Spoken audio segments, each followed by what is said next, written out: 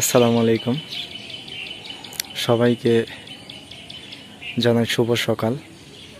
তো যাই হোক, আজকে একটি জিনিস আপনাদের দেখাই, সেটা হচ্ছে পাখিদের সুইমিং পুল আর কি। এখানে পাখিরা গোসল দেয় আর ঠিক এখানটাই খায়, যেখানে খাবার রাখা আছে, স্ট্যান্ড রাখা আছে।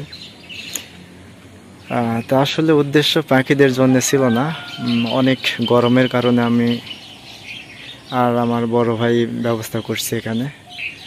চারিদিকে সব ফুটো বন্ধ করে দেওয়ার পর বৃষ্টির যে পানি সেটা জমে রাখছিলাম। তো যাই হোক, এক কাজে দুই কাজই হয়ে যাচ্ছে।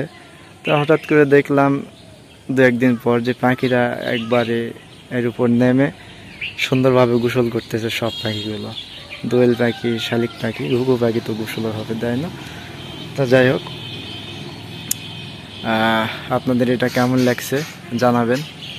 আর যাদের খুব গরম পড়ে তারা এইভাবে রাখলে অবশ্য ভালো ফল পেতে পারেন আর কি। আমরা মোটামুটি পাচ্ছি। তো এই আর কি।